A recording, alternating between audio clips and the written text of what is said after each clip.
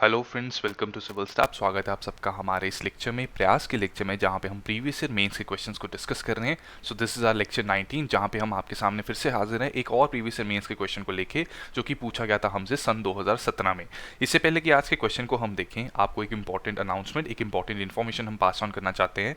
Friends, अब 8 महीने से भी कम का समय रह गया है यूपीएससी प्रीलिम्स में, राइट। इसमें बीच में दिवाली, दशहरा, कई सारे फेस्टिवल्स आते हैं, हम लोगों का वहाँ पे भी टाइम जाता है। तो effectively less than 8 months are left for the preparation, and ultimately you will be facing your prelims 2020 on 31st May next year। तो इसलिए फ्रेंड्स ये बहुत इंपॉर्टेंट है हमारा कि हम अपनी प्रिपरेशन को अगले गियर में शिफ्ट कर लें और इसमें सभी जो इंपॉर्टेंट कंपोनेंट्स हैं यूपीएससी के, उनको इक्वल इंपॉर्टेंस दें। तो करंट अफेयर्स एक बहुत इंपॉर्टेंट कंपोनेंट है यूपीएससी का, इसकी एक इफेक्टिव प्रिपरेशन बहुत ज़रूरी है टू क्रैक प्रीलिम्स। तो इसके लिए, इसमें आपकी हेल्प करने के लिए team Civil Staff has come up with initiative that is Parishram 2020, जो कि है एक एक्सक्लूसिव करंट अफेयर्स की टेस्ट सीरीज। इसमें जितने भी क्वेश्चंस हैं वो करंट अफेयर बेस्ड होंगे। तो इसमें आपको 24 फुल लेंथ टेस्ट मिलेंगे consisting of 100 MCQs each. So total 2400 MCQs की प्रैक्टिस करके, उनकी डिटेल्ड कॉम्प्रिहेंसिव एक्सप्लेनेशन को देख के, रिवाइज करके, आपको एक हेल्प मिलेगी to understand all the important dimensions of the most important news from the most important sources that are considered for UPSC, जैसे कि the Hindu, PIB, Live Mint, Indian Express etcetera. तो फ्रेंड्स, अब इसमें prelims के साथ साथ आपको यहाँ पे मेंस के ऊपर भी फोकस करने की एक आपको स्ट्रैटेजी दी जाएगी। तो उसमें फ्रेंड्स हम क्या कर रहे हैं कि हर एक टेस्ट के साथ आपको एक मेंस की फॉर्डर फाइल मिल रही है। इस फॉर्डर फाइल में जो फैक्ट्स ऐसे कुछ हैं जो प्रीलिम्स से तो इंपॉर्टेंट हैं ही, लेकिन वो मेंस में भी यूज़ करके आप अपने आंसर को उसमें एनरिच कर सकते हैं, वैल्यू एडिशन कर सकते हैं। उसको भी हम सेपरेटली प्रोवाइड करते हैं, क्योंकि हमें विश्वास है कि इस टेस्ट सीरीज़ की मदद से आपका प्रीलिम्स डेफिनेटली क्लियर होगा, और जब आप मेंस लिखेंगे तो आपके पास ऑलरेडी कई सारा कंटेंट आपका तैयार रहेगा। सो फ्रेंड्स, डिस्क्रिप्शन में इसके आपको लिंक्स मिल जाएंगे, जहाँ पे आप इसका सैम्पल लेक्चर देख सकते हैं, सैम्पल टेस्ट देख सकते हैं कंप्लीट फ्रॉम क्वेश्चन 1 to 100। उसका ऑनलाइन क्विज आप अटेम्प्ट कर सकते हैं, क्वेश्चन पेपर देख सकते हैं, डिटेल्ड कॉम्प्रिहेंसिव एक्सप्लेनेशन के पीडीएफ को देख भी सकते हैं, डाउनलोड भी कर सकते हैं फॉर लेटर रिविजन। एंड हमारी वीडियो एक्सप्लेनेशन में भी इसकी क्वेश्चन 1 से लेकर 100 तक आपको अवेलेबल रहेगी। So do check out the links to see the sample, and accordingly आप इसमें एनरोल कर सकते हैं डिपेंडिंग अपॉन योर नीड, कि आपको विद वीडियो सोल्यूशंस वाली टेस्ट सीरीज चाहिए या विदाउट वीडियो सोल्यूशंस, राइट। इसमें एक और एडिशन है friends, based on popular demand. इसमें हमने एक एडिशन की है कि इसमें जो क्वेश्चन पेपर है अब से वो हिंदी में भी हम प्रोवाइड करेंगे, राइट। तो जो क्वेश्चन पेपर रहेगा वो इंग्लिश और हिंदी में रहेगा, लेकिन एक्सप्लेनेशन पीडीएफ जो है वो केवल इंग्लिश में रहेगी, और जो वीडियो एक्सप्लेनेशंस हैं उसमें जो हम पीपीटीज यूज़ करते हैं लेक्चर्स के लिए, वो इंग्लिश में होगा उसका कंटेंट, बट वर्बली हम will be using a mixture of English and Hindi, जैसे कि हम यूजुअली करते हैं अपनी सभी वीडियोज़ में, राइट। तो ये इन्फॉर्मेशन आपके साथ शेयर करना ज़रूरी था फ्रेंड्स, क्योंकि ये इंपॉर्टेंट टाइम है। This is the best time to start everything, ठीक है। टेस्ट सीरीज अगर आप स्टार्ट करना चाहते हैं, ये सबसे अच्छा टाइम है, अभी सफिशिएंट टाइम है प्रीलिम्स में, तो आप इसको एनरोल कर सकते हैं इसमें। तो चलिए अब इस क्वेश्चन पे आते हैं, आज के लेक्चर के मुद्दे पे आते हैं। ये 2017 का एक क्वेश्चन है, बहुत ही अच्छा क्वेश्चन था। इसको हमने 150 वर्ड्स में लिखना था, तो वर्ड्स का यहाँ पे कॉन्स्ट्रेंट है। तो फ्रेंड्स, ये क्वेश्चन पूछ रहा था that why did moderates fail to carry conviction with the nation about their proclaimed ideology and political goals by the end of 19th century। So friends, question की language यहाँ पे थोड़ी सी टफ आपको लग सकती है, due to which you might feel that this question is not your cup of tea। लेकिन हमने ऐसा नहीं सोचना। जब भी आप मेंस का पेपर देखेंगे, अगर आप इंग्लिश मीडियम में आंसर कर रहे हैं और इंग्लिश की लैंग्वेज में को इंटरप्रेट करने में, समझने में आपको थोड़ी दिक्कत आ रही है, तो हम सजेस्ट करेंगे कि आप ऊपर उसके जो हिंदी ट्रांसलेशन दी होती है उसको भी एक बार ज़रूर पढ़ें।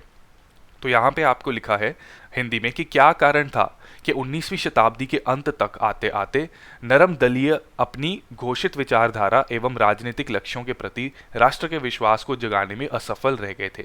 यानी कि अगर हम आसान भाषा में इसको ट्रांसलेट करें इस क्वेश्चन को, बेसिकली हमने इसमें वो रीजंस बताने जिसकी वजह से मॉडरेट्स अपने गोल के प्रति बाकियों को कन्विक्ट एक तरह से साथ लेने में फेल हो गए थे, ठीक है।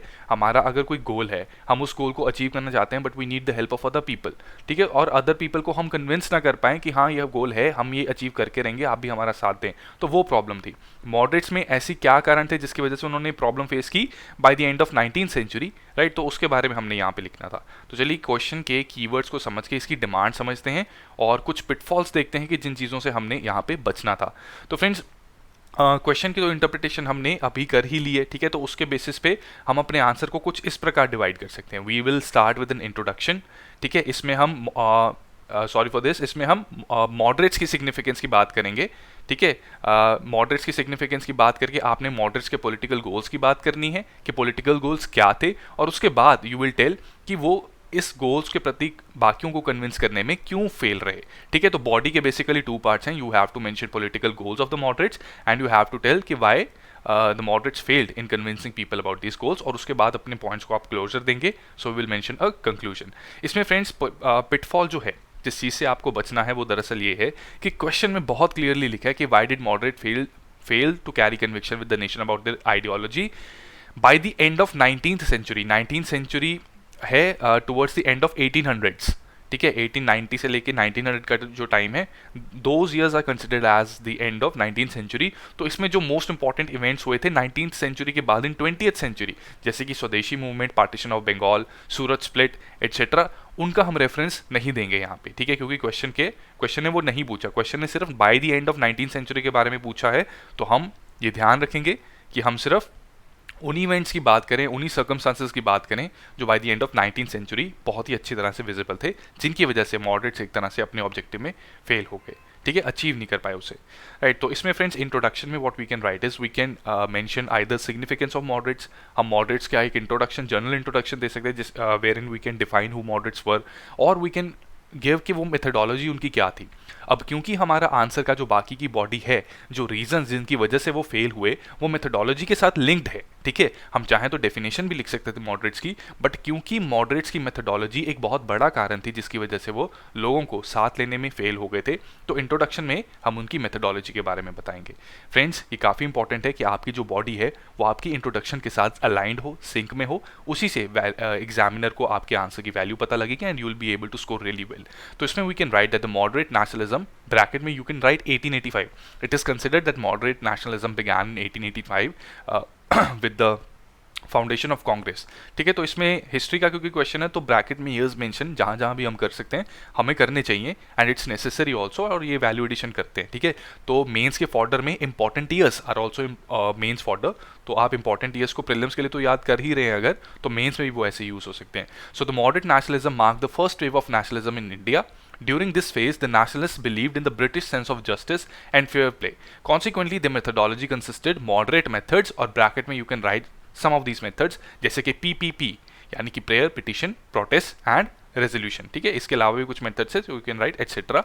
And these methods were used to present their demands. ठीक है, इंट्रोडक्शन क्योंकि वर्ड लिमिट हमारे पास काफ़ी कॉन्स्टेंट में रहना पड़ेगा हमें, तो इसलिए इंट्रोडक्शन को हम काफ़ी ब्रीफ रख रहे हैं. Next we can depict the goals of moderates, we can write about the goals of moderates, और यहाँ पे भी फ्रेंड्स हम एक टेक्निक यूज़ करेंगे, अभी आपको वो टेक्निक के बारे में हम बताते हैं. So after the introduction you can write that while pursuing their demands they did not want a clinical separation from British Empire, यानी कि बिल्कुल ही ब्रिटिश को खदेड़ना नहीं चाहते थे वो. They wanted only limited self governance with in the imperial framework. ठीक है, अब with in the imperial framework, limited self governance with in the imperial framework, ये बहुत ही ब्रॉड टर्म है. इसके अंदर ऐसी क्या चीज़ें थी जो मॉडरेट्स बेसिकली डिमांड कर रहे थे, वो समझाना यहाँ पे ज़रूरी है. बट क्योंकि वर्ड्स का कॉन्स्ट्रेंट है, so what we will do is will use a picture, because a picture speaks 1000 words. तो आप फ्रेंड्स एक फ्लो चार्ट या ऐसा एक डायग्राम बना सकते हैं. ठीक है, तो यहाँ पे हम बता रहे हैं कि limited self governance with in the British framework वो किस तरह से अचीव किया जा सकता था. तो उसमें इनकी डिमांड थी कि लेजिस्लेटिव काउंसिल्स और लोकल बॉडीज़ के साइज को एक्सपैंड किया जाए, उनको ज़्यादा एम्पावर किया जाए, जुडिशरी को एग्जीक्यूटिव से सेपरेट किया जाए, आर्मी के ऊपर जो स्पेंड हो रहा है और वो क्योंकि वो पैसा इंडिया का ही स्पेंड हो रहा है तो उसको रिड्यूस किया जाए ताकि इंडिया की डेवलपमेंट में उसका खर्चा किया जा सके.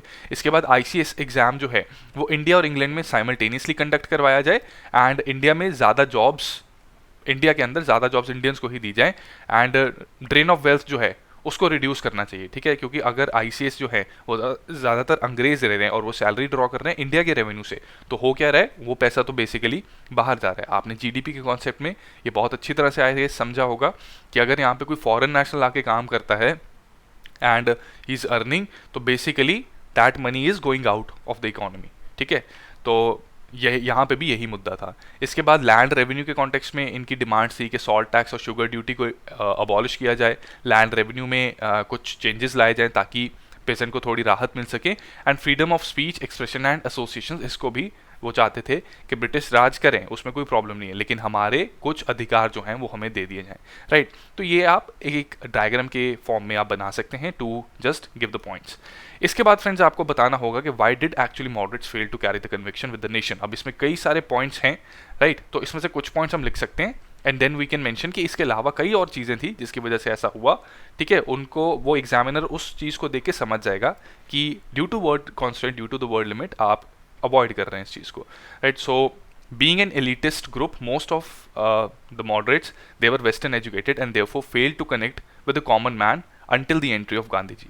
Some of these elitists were industrialists as well, and consequently they did not support the cause of labor factory workers and mine workers. तो फ्रेंड्स हुआ क्या था कि क्योंकि मॉडरेट्स ग्रुप जो था वो वेस्टर्न एजुकेटेड था, अमीर लोग थे, एलिटिस्ट ग्रुप था, तो इसलिए वो ग्राउंड लेवल पे कॉमन आदमी के साथ एसोसिएट खुद को नहीं कर पाए। और ये तब तक चलता रहा जब तक कि गांधी जी पिक्चर में नहीं आए, और गांधी जी ही थे जिन्होंने इंडियन नेशनल स्ट्रगल को एक मास स्ट्रगल बना दिया, राइट। एंड इसके बाद फ्रेंड्स इनमें से कई लोग जो थे वो इंडस्ट्रियलिस्ट थे। तो इसमें जो कुछ ब्रिटिश के कई ऐसे रिफॉर्म्स थे जो लेबर या इंडस्ट्रियल वर्कर्स के फेवर में जा रहे थे, इन्होंने उनको भी चैंपियन नहीं किया उनके कॉज को, ठीक है। तो इस वजह से they were being projected that they are just the appeasers of the British, ठीक है। लोगों को ऐसा लगना स्टार्ट हो गया that these people, that is moderates, they are interested only in promoting their own interest and not the interest of the nation as a whole, ठीक है। वो सिर्फ खुद का भला चाहते हैं at the cost of the people. कई लोगों में ये फीलिंग, ये सेंटिमेंट आना शुरू हो गया। In addition to this friends, जब ब्रिटिश को ये रियलाइज हुआ कि मॉडरेट्स जो हैं वो असर्टिव होते जा रहे हैं, तो उनकी वही पुराना हथकंडा डिवाइड एंड रूल उन्होंने वो फॉलो किया और मुस्लिम्स को एलिनेट करवाना स्टार्ट कर दिया कांग्रेस के अगेंस्ट, ठीक है, मॉडरेट्स के against. Moderates were generally Congressmen, तो उनको उनसे अलग करना स्टार्ट कर दिया। They began to project these moderates as babu politicians who represented microscopic minority. Now friends, इसमें एक important चीज़ है, this particular line, if you are using reading the standard book, that is Bipin Chandra freedom struggle of India, उसमें ये line बहुत ही explicitly mentioned है, ठीक है। Lord Dufferin ने ये लाइन ये स्टेटमेंट बोली थी। तो इस तरह की जो कोट्स होते हैं, इस तरह की जो स्टेटमेंट्स होती हैं, जो अच्छी स्टेटमेंट्स हैं which you know that you can use in the answers, और इसकी नॉलेज पता लगती है आपको प्रीवियस ईयर क्वेश्चन से, राइट। तो just keep a note of those lines, ठीक है, उसको हम ऐसे अपने आंसर्स में यूज कर सकते हैं। सो एक्चुअली इतनी सी लाइन से हमने कितनी कई चीज़ें एग्जामिनर को क्लियर कर दी। We have let the examiner know कि हमें इन्फॉर्मेशन है लॉर्ड डफरिन की, हम स्टेटमेंट कोट कर रहे हैं, so we are well versed with history subject, right. तो ये चीज़ भी आप मेंशन कर सकते हैं। इतने पॉइंट्स फ्रेंड्स, इसके अलावा और कई पॉइंट्स हैं, तो हम अपने यहाँ पे जब इस पॉइंट को क्लोजर देंगे तो will keep it a little open, ताकि एग्जामिनर को ये पता रहे कि हमें और भी कई चीज़ें आती हैं, वर्ड कॉन्स्टेंट की वजह से हम अवॉइड कर रहे हैं। तो इसमें we can write that in addition to these there were several other factors as well, ठीक है। इतना सा मेंशन करेंगे, examiner will understand. There were several other factors that projected them as babu politicians who represented a microscopic minority, ठीक है। इतना बताने से examiner will know that you are being conservative due to word constraint. इसके बाद friends यहाँ पे आप conclusion देंगे, this is conclusion, ठीक है। We will correct this error in the PDF. तो conclusion में you can write that though the contribution of moderates to the national struggle cannot be declined, yet with the time the lacuna in the methodologies followed by them began to appear, ठीक है। उनकी जो methodologies थी, उनके जो goals थे, उसमें लेक्यूना appear होना स्टार्ट हो गए थे। Moderates could not make any notable success, ठीक है। उनकी जो लिमिटेड अचीवमेंट थी, ऑल्दो उस टाइम के हिसाब से वो अचीवमेंट भी बहुत बड़ी बात थी, yet the country was now ready to see even wider achievements, ठीक है। तो जो लिमिटेड अचीवमेंट थी वो सिर्फ यही था कि वो लेजिस्लेटिव काउंसिल्स को under the Indian Councils Act 1892 उसको एक्सपैंड करवाने में वो सफल रहे थे। Circumstances by the end of 19th century, इसमें फ्रेंड्स आप लॉर्ड कर्जन का भी मेंशन दे सकते हैं, क्योंकि by the end of 19th century Lord Curzon की कुछ ऐसी पॉलिसीज थी, रिएक्शनरी पॉलिसीज थी, जिन्होंने इंडियंस को ये कन्विंस कर दिया था कि ब्रिटिश वो एक ब्रीड है जो लातों के भूत हैं, वो बातों से नहीं मानेंगे, ठीक है। तो what happened was that circumstances by end of 19th century, bracket में you can mention reactionary Curzon, had prompted some nationalists to believe that extremist and forceful methods were necessary to achieve self-rule. As a result, moderates failed to carry conviction with the nation about the proclaimed ideology and political goals, right? तो ये चीज़ आप mention कर सकते हैं in the conclusion. So friends, इस तरह से आप अपने आंसर को लिख सकते हैं। So pick up your pens, we have discuss the points, try to write an answer and you can send these answer if you want at this email ID, that is hello@civilstaff.com, right? We will try to evaluate them and try to give you feedback so that आपको एक idea रहे कि किस तरह से हमने mains को approach करना है, मेंस के आंसर राइटिंग को अप्रोच करना है, right. So try to write the answer and if you want you can अपने पीयर ग्रुप में भी आप एक दूसरे से चेक करा सकते हैं, you might get to know something new, ठीक है। तो इसके अलावा और भी अगर आपको कोई डाउट है तो you can give us drop us a mail at this email ID hello@civilstaff.com, और you can give us a call at this number, that is 8146207241। Friends, I hope आपको हमारे यूट्यूब के जो बाकी के भी इनिशिएटिव्स हैं उसमें आपको काफ़ी मदद मिल रही है, एंड उनकी इनिशिएटिव्स की मदद से आपको प्रिपरेशन में एक राइट ओरिएंटेशन, राइट डायरेक्शन मिल रही है, which is very important for UPSC. Also we have a group on Telegram, तो जो हमारे फ्री इनिशिएटिव्स हैं जिनको हम अपने यूट्यूब में लेक्चर्स के फॉर्म में देते हैं, उनकी जो पीडीएफ फाइल्स हैं वो हम टेलीग्राम पे शेयर करते हैं फ्री ऑफ कॉस्ट, राइट। तो जिन बच्चों ने अभी तक टेलीग्राम हमारा सब्सक्राइब नहीं किया है, उनसे हमारी गुजारिश है कि वो टेलीग्राम भी सब्सक्राइब कर ले, डिस्क्रिप्शन में आपको उनका भी लिंक मिल जाएगा, ठीक है। तो दैट्स ऑल फॉर टुडे। मिलते हैं आपसे अपने अगले लेक्चर में, that is in lecture 20। Till then keep practising, keep revising, wish you all the best, thank you so much.